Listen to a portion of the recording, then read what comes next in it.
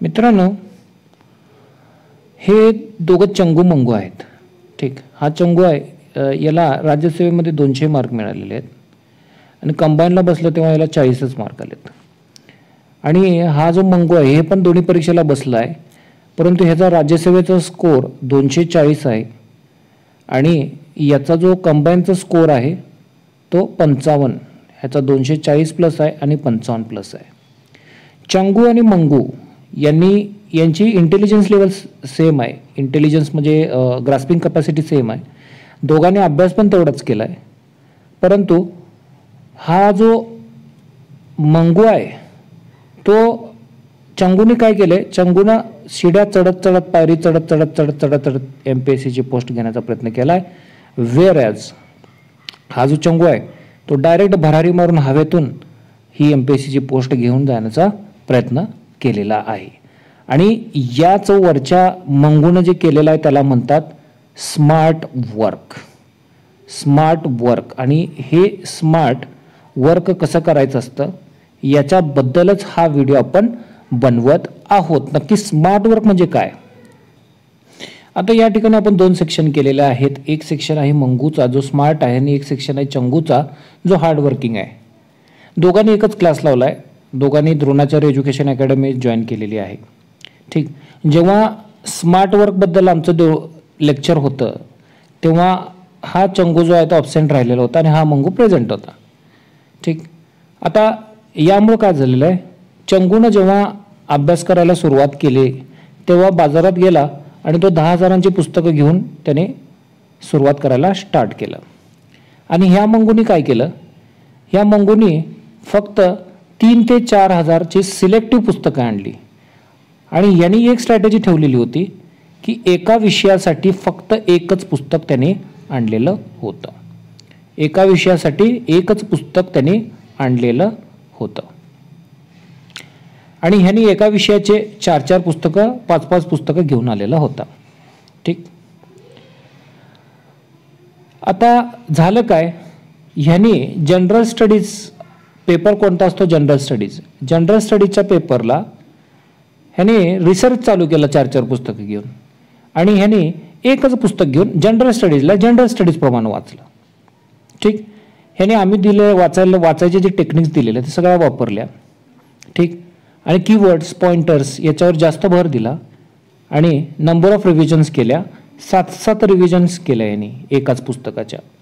आणि ह्याला 4ही पुस्तकामध्ये कंटाळा येऊन एकही पुस्तक यांनी पूर्ण केलं नाही. अभ्यासच याचा पूर्ण झाला नाही. ठीक, आता यांनी काय केलं की जर काही एक्स्ट्रा इन्फॉर्मेशन त्याला प्रत्येक रिव्हिजनमध्ये येत गेली ते एकाच पुस्तकामध्ये तो अपडेट करत गेला. आता या मंगूनं काय केलं, ठीक, या मंगूनं काय केलं की जेव्हा त्यांनी पुस्तकं वाचायला घेणार होता त्याच्या पहिली स्टेप त्यांनी काय केली तर त्यांनी पहिल्यांदा सिलेबस बघितला आणि दुसरी गोष्ट काय केली, पास्ट इयर क्वेश्चन पेपरचे टोटल ॲनालिसिस केली आणि त्या दृष्टिकोनातून त्यांनी पुस्तकं वाचायला सुरुवात केली. चंगूने काय केलं, पहिल्यांदा पुस्तक आणलं आणि page first to last page पहिला पुस्तकं वाचू आणि मग ॲनालिसिस करू असं ठरवलं. पण पुस्तकच पूर्ण झाली नाहीत म्हणून त्याला ॲनालिसिस करायला वेळच मिळाला नाही. ठीक, ह्याने अभ्यासक्रम पण मध्ये कुठंतरी पाहिला, ते पण कुठल्या तरी व्हिडिओमध्ये किंवा कशात ऐकून. त्यामुळं काय झालं की याचा जो अभ्यास आहे तो एकतर फोकस वेळी झाला नाही, तो वायफळ गोष्टी जास्त वाचण्यामध्ये जास्त याचा वेळ गेला. परंतु ह्याचा अभ्यास फोकस झाला. याने दिलेला वेळ आणि त्यातून काढलेलं आउटपुट हे जास्त निघालं आणि त्याच्यामुळं याचा स्टडी प्लॅन करता आला. याचा स्टडी तितकासा प्लॅन झाला नाही. त्यानंतर जेव्हा हा मंगू परीक्षेला गेला आणि हा चंगू परीक्षेला गेला तर हा चंगू जो आहे त्याला भयंकर टेन्शन होतं, फ्रस्ट्रेशनमध्ये होतं, फ्रस्ट्रेशन, ठीक. तर या सगळ्या गोष्टी याच्याकडे होत्या, त्यामुळे ह्याची मानसिकता खराब होती, ठीक. सो ह्याची मानसिकता खराब होती. व्हेअरएज ह्याची मानसिकता स्टेबल होती, कारण त्याचा अभ्यास बऱ्यापैकी झालेला होता आणि त्याचमुळे हा कॉन्फिडंट होता, ठीक. हा कॉन्फिडंट होता. आता जेव्हा ऍक्च्युअल पेपर द्यायला हे दोघं बसले, आता या दोघांनी जेव्हा राज्यसेवा दिली त्यावेळी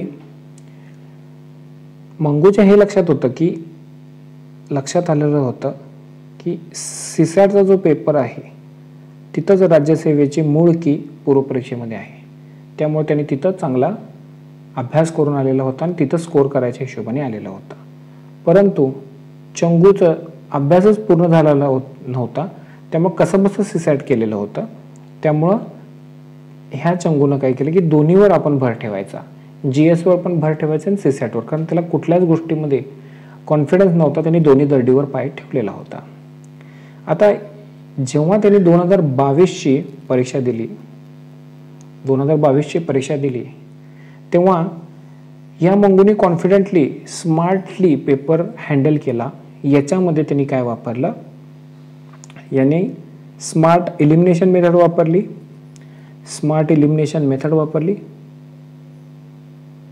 स्मार्टली तो काय करत होता, एलिमिनेशन मेथड वापरत होता.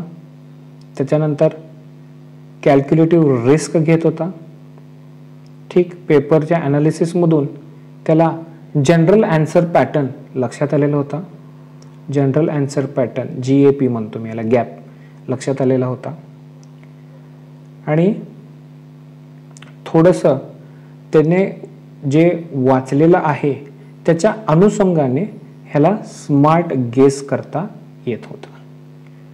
व्हेअरएज या सगळ्या गोष्टी GS मध्ये चंगू वापरू शकला नाही, कारण त्याला त्या माहितीच नव्हत्या. आणि दुसरी गोष्ट, सीसॅट मध्ये पेपरची प्रॅक्टिस कमी असल्यामुळं पेपर कव्हर झाला नाही, कव्हर नाही झाला. व्हेअरएज ह्याचा सीसॅट उत्तम झाला, मॅनेज केला याने, ठीक. आता या दोघांचे जर स्कोर्स बघितले, जेव्हा पहिली की आली तेव्हा मंगूकडं 250 मार्क होते.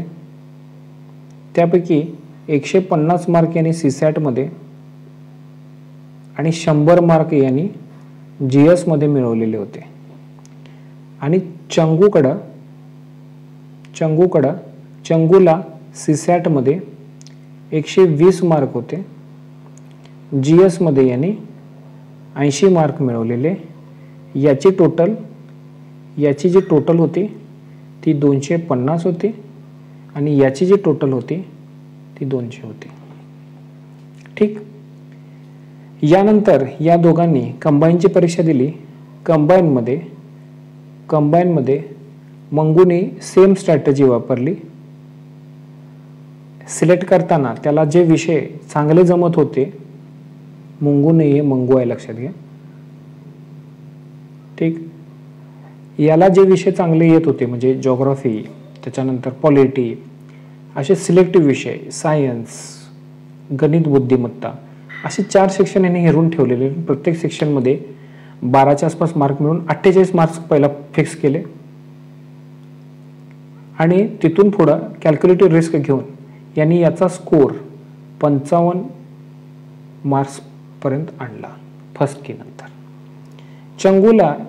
चंगूला 40 मार्काचं येत होतं, परंतु प्रत्येकाबद्दल सेल्फ डाऊट आणि कॉन्फिडन्स नसल्यामुळं यांनी कोणतीही कॅल्क्युलेटेड रिस्क घेतली नाही. याचा अटेम्प्ट जो होता, या मंगूचा जो अटेम्प्ट होता तो साधारणतः 90च्या आसपास होता. व्हेअरएज यांनी 70चाच अटेम्प्ट केलेला होता. तर निगेटिव्ह वगैरे जाऊन या मंगूचा जो स्कोर आहे तो 40 आलेला होता आणि ह्या चंगूचा मंगूचा स्कोर 55 आलेला होता आणि ह्या चंगूचा स्कोर 40 आलेला होता. ठीक, तर या ठिकाणी मला एक गोष्ट सांगायची आहे, मी वारंवार बडबडतोय की कॅल्क्युलेटिव्ह रिस्क म्हणजे काय. कॅल्क्युलेटिव्ह रिस्क काय असतं बाबा. समजा तुम्ही परीक्षेला गेलाय, आता आपण कंबाईनच्या परीक्षेबद्दल भाष्य करूया. पहिला कंबाईनच्या 100 पैकी तुम्हाला माहिती आहे 15 प्रश्न तर गणित बुद्धिमत्तेचे, ठीक आहे, ते सगळे मिळून तुम्हाला एक 50 पर्यंत प्रश्न तुम्हाला माहिती आहेत व्यवस्थित. तर अशी कंडिशनमध्ये तुम्ही या 50च्या साधारणतः 70% जे इतर प्रश्न आहेत जे तुम्हाला अजिबात माहिती नाहीत, या 50 प्रश्नापेक्षा जे उरलेले प्रश्न इतर 50 प्रश्न आहेत त्यातले 70 म्हणजे 35 प्रश्नांना डायरेक्ट तुम्ही रिस्क हँडल करू शकता. म्हणजे तुमचा अटेम्प्ट काय असला पाहिजे, 85चा अटेम्प्ट असला पाहिजे. करून बघा पेपरमध्ये, तुम्हाला लक्षात येईल ही स्ट्रॅटेजी फार वर्क होते. त्याच्यानंतर हा जर तुम्हाला 45 येत असेल तर 45 गुणिले 7, ठीक, याचे 8, ठीक, 30च्या आसपास क्वेश्चन तुम्ही हँडल करू शकता. म्हणजे 75च्या आसपास, 45 अधिक 75, 45 अधिक 30, 75 प्लसचा तुम्ही 75 ते 80च्या आसपास तुम्ही कुठेतरी रिस्क घेऊ शकता, लक्षात घ्या. त्यामुळं 55च्या आसपास प्रश्न तुम्हाला येत असतील तर तुम्ही 90 पर्यंत जाऊ शकता, 92 पर्यंत जाऊ शकता. तर ह्या पद्धतीने स्ट्रॅटेजी करून तो सिलेक्टिव्ह रिस्क घ्यायचं असतं. ठीक, हे एक गोष्ट झाली. आणि हे सिलेक्टिव्ह रिस्क घेत असताना रिस्कमध्ये एकतर स्मार्ट गेस,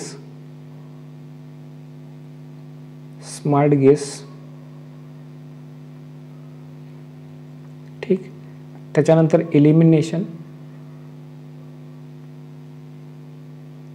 आणि तिसरं general answer pattern analysis, GAP. या 3 गोष्टी तुम्ही यूज करायलाच पाहिजेत. नाही केला तर तुम्ही परीक्षेतून उडता. कारण जेव्हा 50 मार्काचा तुम्हाला येत असतं तर तो स्कोर तुम्हाला जर 55 ते 60च्या दरम्यान जर वाढवायचा असेल तर एक 30 प्रश्नाचं तुम्ही रिस्क घेतलं पाहिजे. 30 मधले तुमचे समजा निम्मे चुकले, 15 प्रश्न बरोबर जरी आले, जरी मी म्हणतो 15 राहू दे, 30 पैकी समजा तुमचे 12च बरोबर आले आणि 18 चुकले, तर 18चं 1/4 निगेटिव्ह आहे, राईट. 1/4 निगेटिव्ह असल्यामुळं काय विषय आहे की 4.5 निगेटिव्ह होणार. या 12 मधून किती गेले, 4.5 गेले.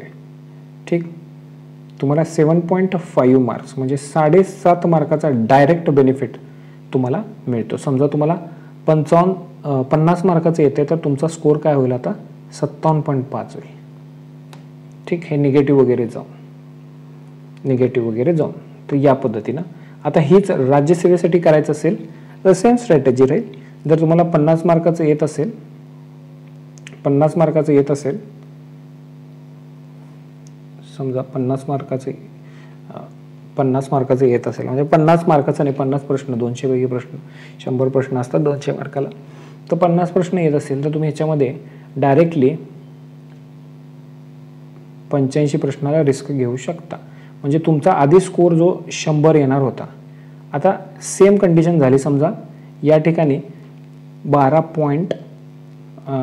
प्रश्न तुमचे बरोबर आले समजू, आणि याच्यामध्ये 7.5 म्हणजे 7.5 मार्क्स तुमचे निगेटिव्ह, 18चे निगेटिव्ह कट झाले या 12 मधून, तर 7.5 मल्टिप्लाय बाय 2 म्हणजे काय होतं, तुमचा 15 मार्काचा डायरेक्ट बेनिफिट मिळतो.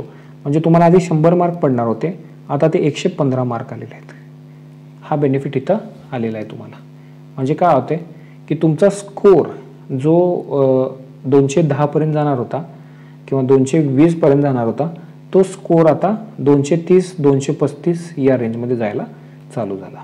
ठीक, तर राज्यसेवेमध्ये एक दुसरा बेनिफिट काय असतो की सीसॅटमध्ये 135 प्लस मार्क यायलाच पाहिजेत तुमचे, आणि इकडं जर 115च्या आसपास जर मार्क्स आले तुमचे, तर तुमचा जो स्कोर होतो तो या पद्धतीचा स्कोर होतो मित्रांनो.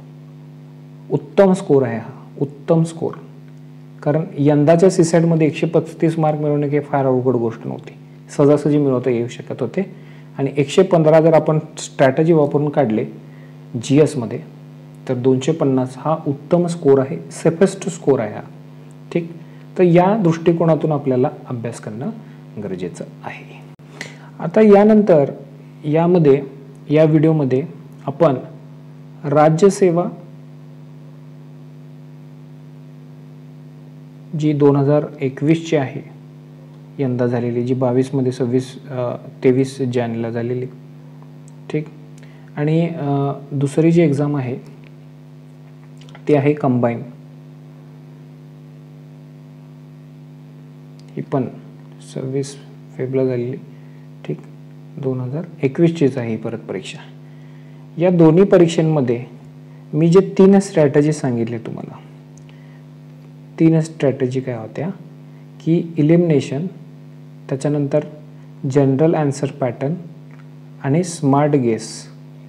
या 3 स्ट्रॅटेजीने तुम्ही किती प्रश्न सॉल्व्ह करू शकता किंवा कोणते प्रश्न कसे सॉल्व्ह करायचे याचा एक आढावा आपण घेणार आहोत. आणि त्या दृष्टिकोनातून ते प्रश्न बघणार आहोत, कोणत्या प्रश्नामध्ये हे वर्क होण्याची शक्यता आहे हे बघणार आहोत. हे सर्व करत असताना मी एक कॅव्हेट टाकतोय की हे कधीही डायरेक्टली तुम्ही एक्झाममध्ये यूज नाही करायचं. हे पहिला टेस्ट सिरीजमध्ये करून बघायचं, वर्क होते काय बघायचं, past year question paper solve करून बघायचे, वर्क होते काय बघायचं, आणि मग हे करायचं.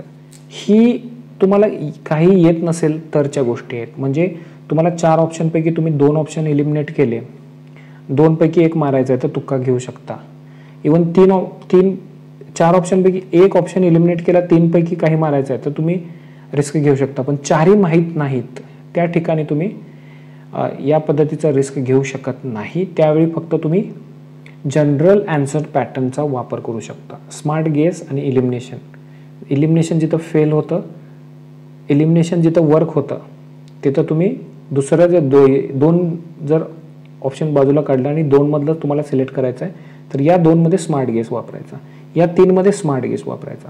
परंतु काहीच येत नसेल, काहीच माहिती नसेल तर जनरल पॅटर्न ॲनालिसिस ज्याला मी म्हणतो GAP, तर त्या GAPचा वापर करून तुम्ही आन्सरपर्यंत जाऊ शकता. आता GAP म्हणजे काय, आयोगाने स्वतःच काही प्रश्नांमध्ये उत्तराची हिंट दिलेली असते तुमचा स्मार्टनेस चेक करायला. आता ह्या हिंट ज्या असतात, ह्या हिंट म्हणजे ऑप्शनमध्ये जर एक्स्ट्रा ब्रॅकेट दिला असेल किंवा एक्स्ट्रा इन्फॉर्मेशन दिलेलं असेल किंवा एखाद्या व्यक्तीचं पूर्ण नाव त्याच्यावर तो बिरुद वगैरे लावलं असेल की बाबा हे डॉक्टर ते किंवा राव बहादूर, असं काहीतरी गोष्टी जर वापरलेल्या असतील तर ते जनरल आन्सर असतं आणि त्या दृष्टिकोनातून तुम्ही ते करायला जाऊ शकता. पण ह्या सगळ्या गोष्टी अगेन आता कसं झालेलं आहे, विषय कसा झालेला आहे की हा व्हिडिओ आता यूट्यूबवर येणार आहे, त्यामुळे सगळ्यांनाच ह्या गोष्टी माहिती होणार आहेत आणि त्यामुळं काय होईल, कधी ना कधी हे आयोगाला पण माहिती पडेल. ठीक, तर आयोग त्याच्यावर काय स्टेप घेईल वी डोंट नो. त्यामुळं आता जोपर्यंत हे आयोगाला पोचत नाही तोपर्यंत हे 2022ला ज्या परीक्षा होणार आहेत, 2022 आणि 2023 या 2 वर्षाला ज्या परीक्षा होणार आहेत त्या परीक्षांमध्ये ही स्ट्रॅटेजी बऱ्यापैकी वर्क होईल. 2015 पासून 2015 फर्स्ट ह्या गोष्टी ज्या डिक्लेअर केलेल्या होत्या ते रोमन सायनी नावाच्या व्यक्तींनी केलेले होते. अनअकॅडमीचा संस्थापक आहे. यांनी तुक्के कसे मारावे लॉजिकली याच्यावर व्हिडिओ तयार केलेला आणि त्याच्यानंतर UPSCचा कट ऑफ हा अप गेलेला, तसाच सेम कट ऑफ MPSCचा अप जाण्याची सुद्धा शक्यता आहे किंवा आयोग याच्यावर एक करेक्टिव्ह ॲक्शन घेईल. जी करेक्टिव्ह ॲक्शन 2015ला झालेली त्याची करेक्टिव्ह ॲक्शन आपल्याला 2018 मध्ये UPSCने घेतलेली कन्सिडर केलेली आपल्याला दिसून येते. कारण 2018-19 नंतर हे इलिमिनेशन मेथड वगैरे बऱ्यापैकी वर्क व्हायचं UPSCमध्ये बंद झालेलं होतं. ठीक, तर या दृष्टिकोनातून आपल्याला पाहणं गरजेचं आहे. तर आता वेळ न दवडता आपण कोणत्या प्रश्नामध्ये आपण हे मेथड वापरू शकतो हे पाहणार आहोत. राज्यसेवा पूर्व परीक्षेमध्ये संबंधित लॉजिक कसं वर्क होतं त्याची एक झलक आपण पाहणार आहोत. तर यानुसार विद्यार्थी आहे जे स्मार्ट विद्यार्थी आहेत, ज्यांचं प्रेझन्स ऑफ माइंड त्यावेळी परीक्षेच्या वेळी शाबूत असतं, ते विद्यार्थी नक्कीच 15 ते 20 मार्क एक्स्ट्रा ओढून किंवा खेचून आणतात लॉजिक वापरून. आता या प्रश्नामध्ये बघा, MPSC स्वतःच या पर्यायामध्ये हृदयला परत इंग्लिशमध्ये ब्रॅकेटमध्ये हृदय लिहून आपल्याला एक्स्ट्रा इन्फॉर्मेशन द्यायचा प्रयत्न करायला लागले. MPSC ओढून सांगायला लागली की हे उत्तर आहे आणि त्याचमुळे हे उत्तर तुम्ही टिक केलं पाहिजे. तुम्हाला जरी माहिती नसलं तरी आणि माहिती असेल तर बिनधास्त तुम्ही हेच उत्तर टिक करणार आहे. ठीक, तर या ब्रॅकेटच्या लॉजिकनुसार ही 4 हे पर्याय क्रमांक 4 हे उत्तर याचं येत आहे. ठीक, त्याच लॉजिकनुसार जर या प्रश्नाचे ऑप्शन बघितले, या प्रश्नामध्ये इकॉलॉजी हा शब्द खालीलपैकी कोणत्या शास्त्रज्ञाने शोधला असं विचारलेलं आहे. तर या ठिकाणी काय केलं MPSCनं, सगळ्या जे ऑप्शन आहेत त्यांची शॉर्ट नावं दिलीत. इथं शॉर्ट नावं आहेत. ठीक, पण अर्नेस्ट हेकेल आपल्याला माहिती आहे, अर्नेस्ट हेनरिच हेकेल म्हणजे एक्स्ट्रा इन्फॉर्मेशन द्यायला लागली, तर म्हणून हे उत्तर असायची शक्यता जास्त असते आणि हे उत्तर तुम्हाला जर काही येत नसेल तर तुम्ही टिक केलं पाहिजे. आता या प्रश्नामध्ये जर सेम लॉजिक वापरून तुम्ही जर याचं उत्तर सोफिया दुलीप सिंग टाकलं तर हे चुकतं. मन कौर हे उत्तर येतं. परंतु असे किती प्रश्न असतील, लैले 1-2 असतील आणि 1/4 निगेटिव्ह मार्किंगला अशा 1-2 प्रश्नांचा काही फरक पडत नाही. आता या प्रश्नामध्ये सुद्धा 2021 सालच्या नोबेल पुरस्काराबद्दलची माहिती विचारलेली आहे आणि आपल्याला कुठला योग्य आहे ते विचारायचं आहे. मारिया रेसा यांच्या संदर्भात रॅपलर नावाची संस्था काय करते, तर शोध पत्रिकेसाठीची डिजिटल माध्यम कंपनी तर काय केलेलं आहे, एक्स्ट्रा इन्फॉर्मेशन देण्याचा प्रयत्न केलेला आहे. हे सगळ्यात लांब लचक एक्स्ट्रा जास्तीत जास्त इन्फॉर्मेशन देण्यात, म्हणून हे उत्तर आहे. हे सगळे शॉर्टमध्ये इन्फॉर्मेशन दिलं म्हणून हे उत्तर नाही आहे. म्हणजे हे उत्तर जे येण्याची पॉसिबिलिटी आहे ते 90% पॉसिबिलिटी असते, त्यामुळे तुम्ही हे मार्क केलं पाहिजे. आता या प्रश्नामध्ये बघा, अँथ्रोपोसेन या संज्ञेचा नेहमी वापर करणारे 1995 सालचे रसायनशास्त्राचे नोबेल पारितोषिक ज्यांना मिळाले ते पॉल जे क्रुटझन टिंबटिंबचे नागरिक होते असं म्हटलेलं. आता इथं 4 ऑप्शन मराठीत दिले होते. मराठीमध्ये काय आपल्याला ह्यात काय वेगळं असं विचित्र वाटत नाही, परंतु जेव्हा आपण इंग्लिश वाचतो तेव्हा बाकी सगळ्यांना त्यांचे देशांची नावं दिले, जर्मनी, पोलंड, फ्रान्स, परंतु नेदरलँडलाच फक्त द नेदरलँड का म्हटले, का इथे एक्स्ट्रा इन्फॉर्मेशन दिली, कारण MPSC तुम्हाला ओढून सांगतं की हे उत्तर आहे आणि त्यामुळे हे उत्तर तुम्ही मार्क केलं पाहिजे.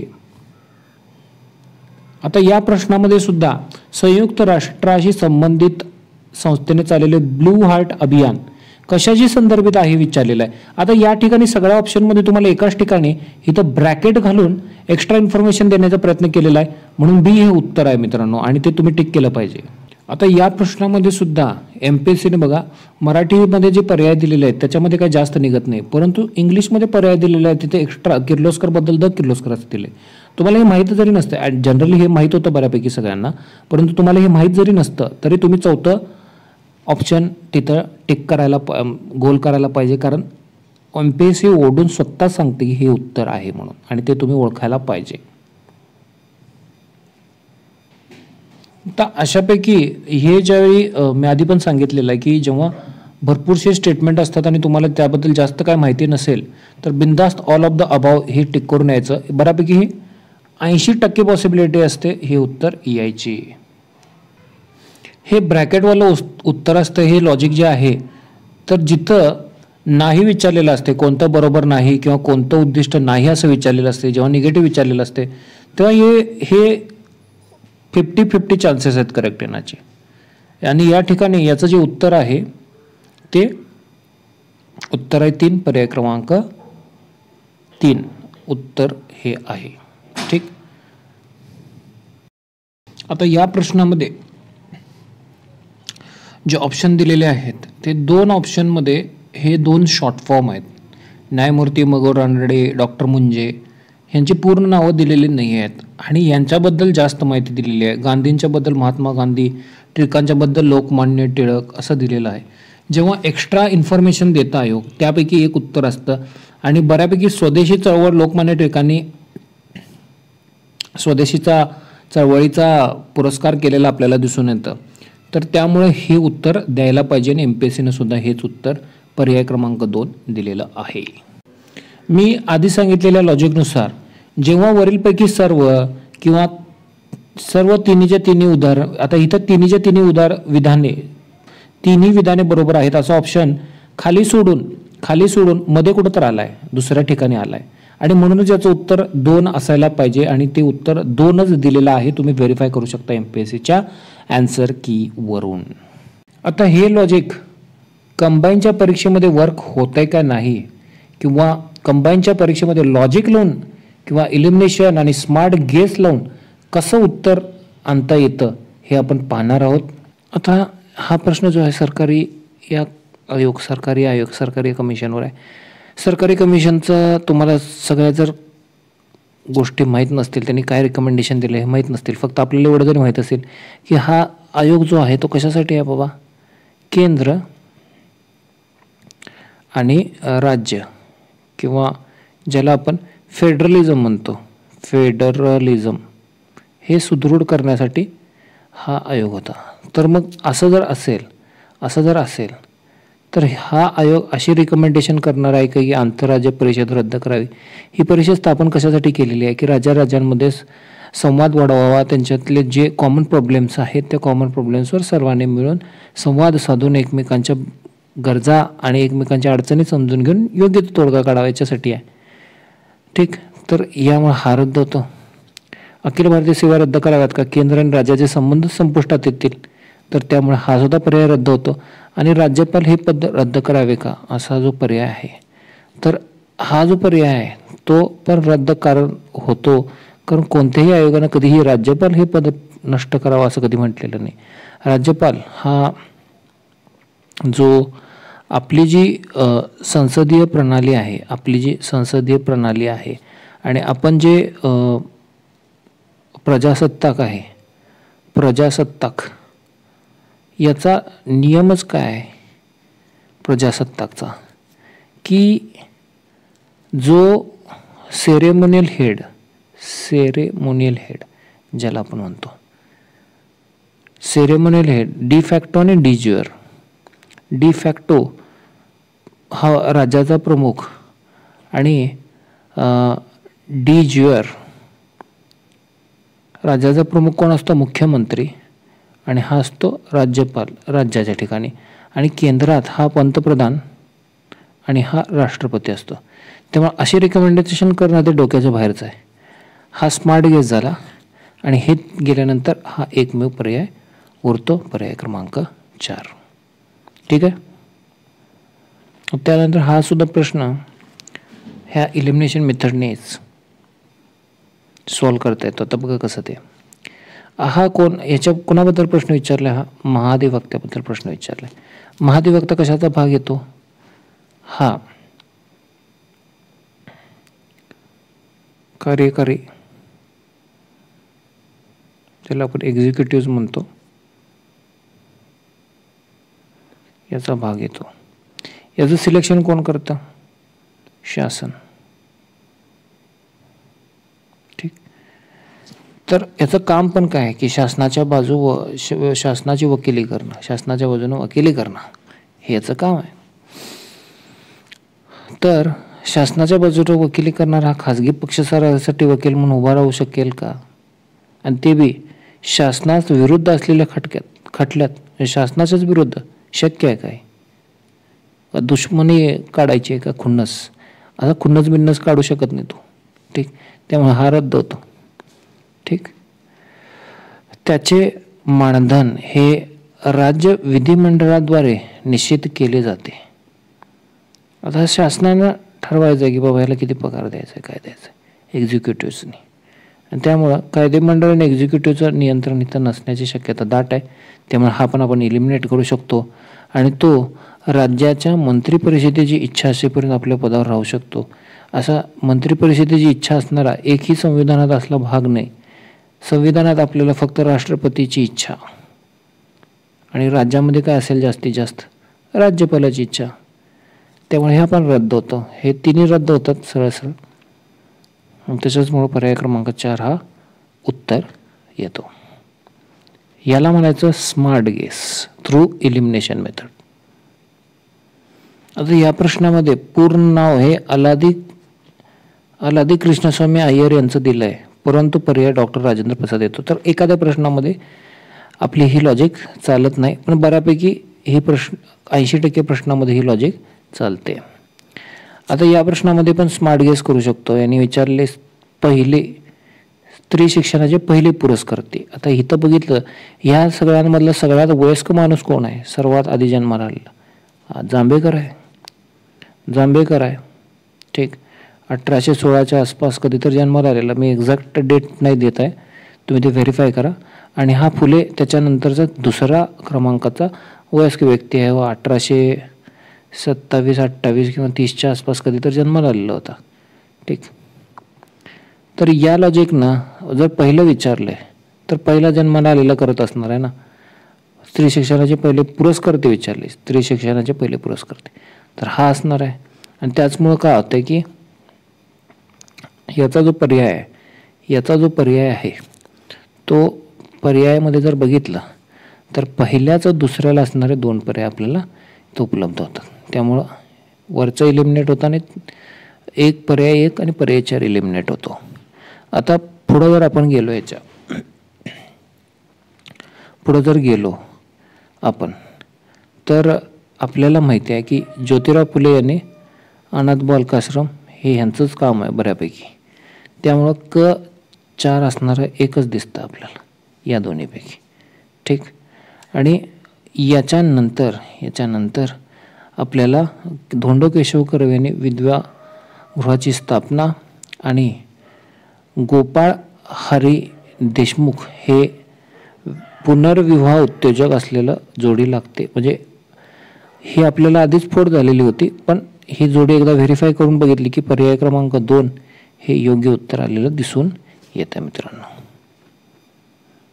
आता हा प्रश्न सोडवत असताना लॉजिकल कोरिलेशन कसं लावायचं बघा. आता हा प्रश्न काय विचारलेला आहे? दादाभाई नौरोजी. आता हे दादाभाई नौरोजींवर प्रश्न आहे. दादाभाई नौरोजीने काय दिलेलं आहे?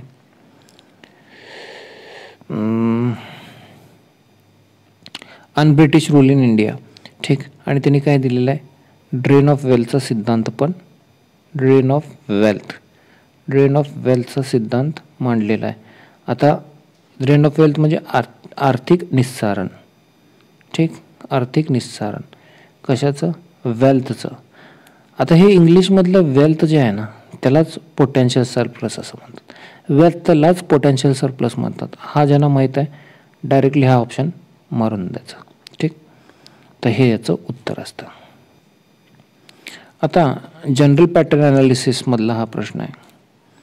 आता ह्यामध्ये आपल्याला 4 पर्याय दिलेले आहेत की ब्रिटिश काळामध्ये शेतीच्या व्यापारीकरण झाल्यामुळं कशाचं उत्पादन वाढलं. आता व्यापारीकरण शेतीचं होत असेल तर जी व्यापारी पिकं आहेत, कमर्शियल क्रॉप्स ज्याला आपण म्हणतो, कापूस आहे, ऊस आहे, दोन्ही कमर्शियल आहे, तंबाखू आहे, अफवा आहे, कमर्शियल आहे, ताग नीळ कमर्शियल आहे, चहा कमर्शियल आहे, म्हणजे सगळ्यात कमर्शियल काय ना काय दिसते. असं जेव्हा असतं आणि आपल्याला जास्त काही माहीत नसतं तेव्हा all of the above generally answer असतं ते ॲन्सर मारायचं असतं. याला म्हणतात जनरल पेपर ॲनालिसिस. GAP केलेले जनरल ॲन्सर पॅटर्न जे आपण केलेलं आहे त्याच्यावरून आपल्याला जे कळतं त्यानुसार हे येतं मित्रांनो. आता या प्रश्नामध्ये आपल्याला समजा वरचं काहीच माहीत नाही आहे, फक्त एक गोष्ट माहिती आहे की जिथं ब्रॅकेट आला ते विधान बरोबर असतं आहे. ठीक. तर ब्रॅकेट आला म्हणून विधान बरोबर आहे, म्हणजे जिथं ड आहे ते उत्तर असायला पाहिजे. जिथं ड आहे ते उत्तर असायला पाहिजे. बरोबर. आणि ड कुठं आले? फक्त एकाच पर्यायामध्ये आले आणि तो पर्याय क्रमांक 4 आहे. त्यामुळे 4 बरोबर. वरची तिन्ही मला माहीत नसले तरी मी उत्तरापर्यंत बरोबर पोचलेला आहे मित्रांनो. आता यासुद्धा पर्यायामध्ये बघा ह्या प्रश्नामध्ये हे त्रिवार्तांचं वर्गीकरणाबद्दल विचारलेला प्रश्न आहे. तुम्हाला माहिती जरी नसतं आणि समजा इथं तुम्ही ब्रॅकेट बघितला मान्सून म्हणून आणि ह्याला जरी उत्तर मारून आलं असतं मार्क करून तरी तुमचं बरोबर आलं असतं. जिथं ब्रॅकेट असतो ते बऱ्यापैकी बरोबर असतं. बरं. आता हे विद्यार्थ्यांना अजूनही पटत नाही की याचं उत्तर या आयोगानं 3 दिलं आहे. आता हे लॉजिकली आहे बघा. भारतातील लोकसंख्येची कसली वैशिष्ट्य विचारली आहेत? गुणात्मक वैशिष्ट्य विचारलेले आहेत. दरडोई उत्पन्न गुणात्मक आहे का? नाही. दरडोई उत्पन्न हे संख्यात्मक आहे. त्याच्यानंतर शहरीकरण आणि रोजगार वाढ विचारलेले आहे. रोजगार वाढ काय आहे? संख्यात्मक आहे. आणि शहरीकरण आणि दारिद्र्य रेषेखालील काय विचारलेले? संख्या. आता स्वतःच ती संख्या म्हणून दिलेलं आहे, संख्यात्मक विचारलेलंच नाही आहे म्हणून इथं संख्या आहे. म्हणून हे पण गेलं, हे पण गेलं, हे पण गेलं. उरला पर्याय एक, पर्याय क्रमांक 3 आणि आयोगाने तेच उत्तर दिले मित्रांनो. अजून एक ट्रिक अशी आहे की जेव्हा वरीलपैकी सर्व हा चौथा सोडून वरच्या कुठल्या तर ऑप्शनमध्ये येतो तेव्हा बऱ्यापैकी वरीलपैकी सर्व ऑप्शन असतो. अशा प्रश्नांमध्ये वरीलपैकी सर्वला आपल्याला काहीच येत नसेल तरी सुद्धा टिक करून यायचं.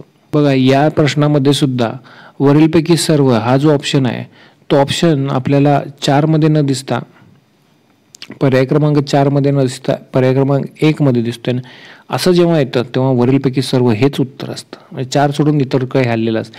हे तुम्हाला कधी लक्षात येतं? हे जेव्हा तुम्ही पास्ट इयरचे क्वेश्चन पेपरचे ॲनालिसिस करता आणि ॲन्सर पॅटर्नवर तुमचं लक्ष असतं तेव्हा हे तुम्हाला लक्षात येतं.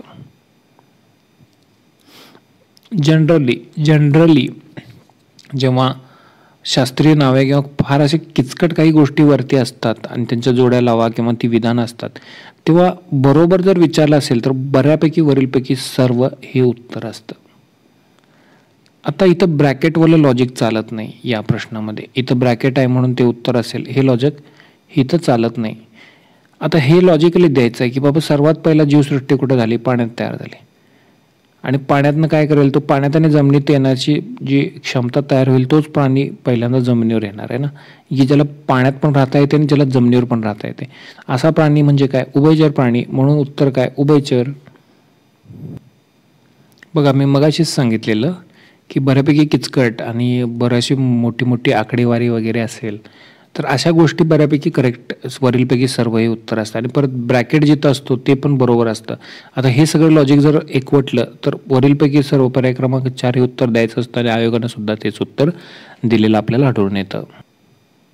या प्रश्नामध्ये वरीलपैकी सर्व कसं द्यायचं ते लॉजिक मी सांगितलेलं आहे. त्याचनुसार आपल्याला वरीलपैकी सर्व देता येतं आणि म्हणून वरीलपैकी सर्व हे उत्तर आहे. तर अशा पद्धतीचं लॉजिक आपण वापरून साधारणतः आरामात 10 प्रश्न बरोबर आणू शकतो. आणि याचा वापर आपण केला पाहिजे तरच आपल्याला काय होईल? तो 10 मार्काचा जो ॲडव्हान्टेज आहे म्हणजे 40वरून जो 50वर स्कोर न्यायचा आहे आपल्याला किंवा 45वरून जो 55वर स्कोर न्यायचा आहे तो याच गोष्टी वापरून करता येतो. तर आय होप मी आपल्याला बऱ्यापैकी गोष्टी सांगितलेल्या आहेत. पण लक्षात ठेवा हे जाऊन डायरेक्ट एक्झाममध्ये इम्प्लिमेंट करणं फार रिस्की आहे. तुम्ही आधी हे सर्व गोष्टी तुम्हाला तितक्या प्रगल्भतेनं समजण्यासाठी तुम्हाला भरपूर ॲनालिसिस करावे लागते आणि तरच या गोष्टी जमतात. Thank you very much for watching this video. तुम्हाला आवडला असेल तर नक्की शेअर करा, सबस्क्राईब करा, लाईक करा. थँक्यू.